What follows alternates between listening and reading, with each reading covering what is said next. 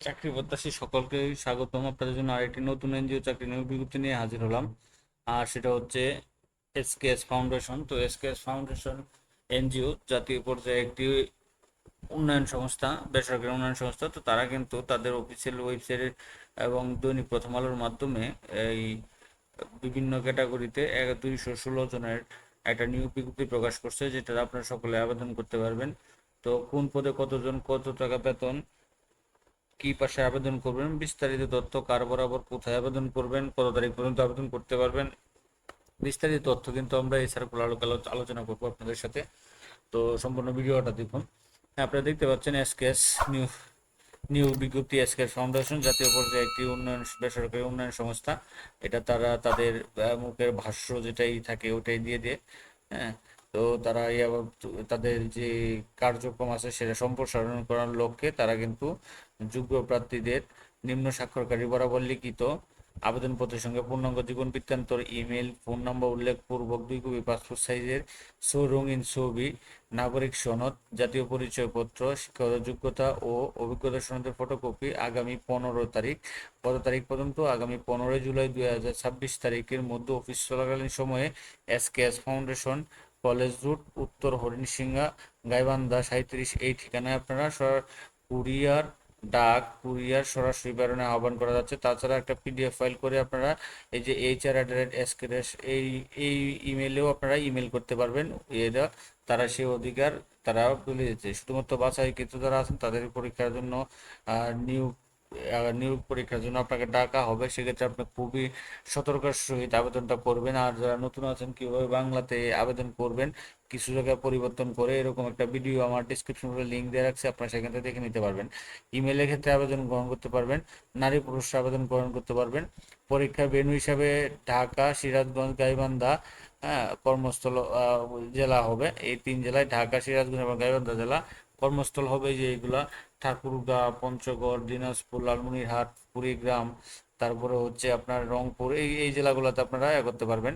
তারপর আগ্রহী প্রার্থীদের আবেদনপত্র উল্লেখ জেলার সমূহ ব্যতীত নিজ জেলাতেও পছন্দের 2টি জেলা উল্লেখ করে অনুরোধ করা হলো। এখানে তারা দিয়েছে আগ্রহী প্রার্থীদের আবেদনপত্রে উল্লেখিত জেলাসমূহ হতে নিজ জেলা ব্যতীত পছন্দের 2টি জেলার নাম উল্লেখ করা যেতে পারে। প্রথমে যেটা আছে এটা হচ্ছে এরিয়া ম্যানেজার 5 জন নিবে, তারপরে ব্রাঞ্চ ম্যানেজার নিবে 10 জন, শিক্ষকতা মাস্টার্স 4 বছর মেয়াদী অনার্স। এগুলো আপনারা সম্পূর্ণ আগে এটা দেখবেন। এটা বেতন হিসাবে তারা এখানে ধরছে 37,500 টাকা। তারপর আছে ফিল্ড অফিসার 50 জন, শিক্ষাগত যোগ্যতা স্বীকৃত বিশ্ববিদ্যালয় হতে বিষয়ে মাস্টার্স, 4 বছর মেয়াদী অনার্স, এনজিও আর্থিক প্রতিষ্ঠানে কমপক্ষে 2 বছরের কাছ অভিজ্ঞতা থাকতে হবে। সর্বোচ্চ বয়স 35 পর্যন্ত আবেদন করতে পারবেন। হুম, শিক্ষানবিশকাল 4 মাস, 4 মাসের শিক্ষানবিশকাল বেতন 22,500 টাকা এবং স্থায়ীকরণ হলে বেতন হবে 30,360 টাকা। তাছাড়া দূরত্ব ভাতা, আবাসন ভাতা, প্রয়োজনীয় লক্ষ্যমাত্রা প্রয়োজনীয় নির্ধারিত হতো, ক্রেডিট ভাতা সহ জ্বালানি ভাতা 1,000 টাকা দিবে। 4 নম্বর আছে আপনার অ্যাসিস্ট্যান্ট ফিল্ড অফিসার, শিক্ষাগত যোগ্যতা আপনার স্নাতক ডিগ্রি পাস হতে হবে। 1 থেকে 2 বছরের কাজে অভিজ্ঞতা চাইছে তারা। 35 বছর পর্যন্ত আবেদন করতে পারবেন। শিক্ষানবিশকাল 4 মাস, 4 মাসের বেতন হবে 20,500 টাকা, যা এবং স্থায়ী করার পর 4 মাস পর স্থায়ী করার পর বেতন হবে 29,235 টাকা। তাছাড়া দূরত্ব বাসা, আবাসন ভাতা বা অন্যান্য যে সুযোগ সুবিধা এগুলো ভাতাগুলো পাবেন। সবচেয়ে বেশি হচ্ছে যে ট্রেনি ফিল্ড স্টাফ 100 জন, এটা সম্পূর্ণ বিনা অভিজ্ঞতা। তো এখানে যে কোনো বিষয়ে মাস্টার্স স্নাতক ডিগ্রি সমমান।